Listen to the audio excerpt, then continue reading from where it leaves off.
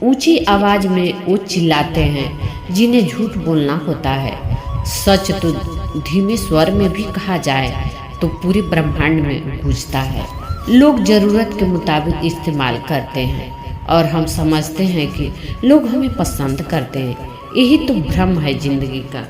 सत्य कभी दावा नहीं करता कि मैं सत्य हूँ। झूठ हमेशा दावा करता है कि सिर्फ मैं ही सत्य हूँ। जिंदगी में दो लोगों का ख्याल रखना बहुत जरूरी है। पिता जिसने तुम्हारी जीत के लिए सब कुछ हारा हो, माँ जिसको तुमने हर दुख में पुकारा हो। परिवार, किसी घर में एक साथ रहना परिवार नहीं कहलाता, बल्कि एक साथ जीना, एक दूसरे को समझना और एक दूसरे की परवाह करना परिवार कहलाता है। क्या खूब जवाब था एक बेटी का जब उससे पूछा गया कि तेरी दुनिया कहाँ से शुरू होती है और कहाँ पर खत्म। बेटी का जवाब था, माँ की कोख से शुरू होकर, पिता के चरणों से गुजरकर, पति की खुशी की गलियों से होकर, बच्चों के सपनों को पूरा करने तक खत्म। आपका हिस्सा कभी मांग कर देखो, सारे रिश्ते बेनकाब हो जाएंगे। अपना हिस्सा छोड़ कर देखो, सारे कांटे गुलाब हो जाएंगे। दुश्मन बनाने के लिए जरूरी नहीं कि आप लड़ाई ही करें, बस अपने हक का और सच बोले। बेशुमार दुश्मन आपके खानदान में ही मिल जाएंगे। लोग कीचड़ से बचकर चलते हैं ताकि कपड़े खराब ना हो जाए, और कीचड़ को यह घमंड होने लगता है कि लोग उससे डरते हैं। हमारे इर्द गिर्द भी कुछ लोग इसी गुरूर में रहते हैं। कितना अजीब होता है उनके साथ रहना जो आपके साथ तो रहते हैं मगर कभी आपका भला नहीं चाहते, आपको खुश देखना नहीं चाहते। और सबसे अजीब तो ये कि आपको ये सब मालूम होता है, फिर भी आप उनके साथ रहते हैं। जरूरत से ज्यादा चालाकी और निश्चल व्यक्ति के साथ किया गया छल आपकी बर्बादी के सभी द्वार खोल देता है।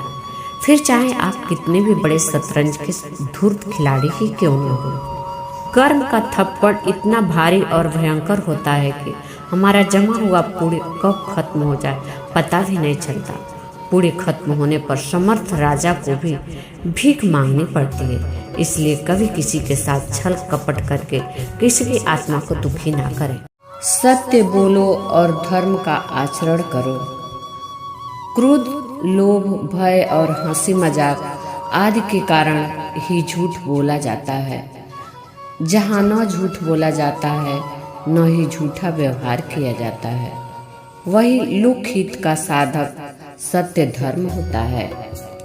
जिंदगी में सफलता उन्हें ही मिलती है जिनकी मेहनत और लगन सच्ची होती है। पंख से कुछ नहीं होता, असली उड़ान हौसलों से मिलती है। डर, दर्द और गम से नहीं, मान हार खुद के विचारों से बनाए पिंजरे से निकलकर देखें। तू ही राजा है और तू ही खुद पर विश्वास रखें और आप महान चीजें हासिल करेंगे।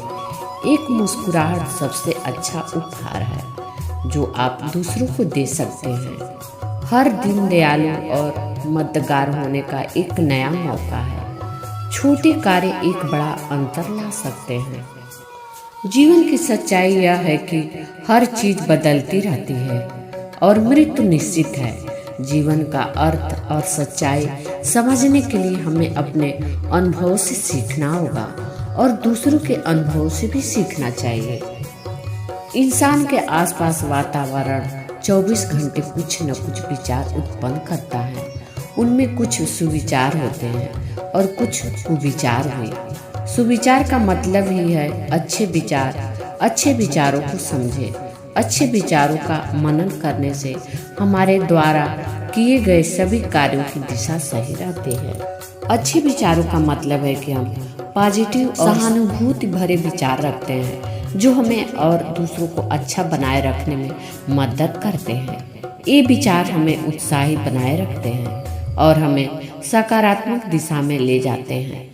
अच्छे विचार हमें दूसरों के साथ सही तरीके से व्यवहार करने की प्रेरणा देते हैं और हमें बुराई से बचने में मदद करते हैं। जीवन हमेशा अपने सबसे अच्छे स्वरूप में आने से पहले किसी संकट का इंतजार करता है। इसका अर्थ यह है कि जीवन में जब भी कोई संकट आए तो हमें धैर्य बनाए रखना चाहिए, क्योंकि धैर्य के साथ ही संकट का समय व्यतीत किया जा सकता है। जब समस्याएं सुलझने लगती है तब अच्छे समय की शुरुआत होने लगती है। जीवन की सच्चाई अक्सर उसमें होती है जो हम नहीं कहते, बल्कि उसमें होती है जो हम कहने में सफल रहते हैं। जीवन की सच्चाई यह है कि जीवन में कोई सच्चाई नहीं है, जीवन बस यही पल है, अभी बाकी सब एक सपना है जिसे हमारे दिमाग ने जीवन की कठिनाइयों से बचने के लिए बनाया है।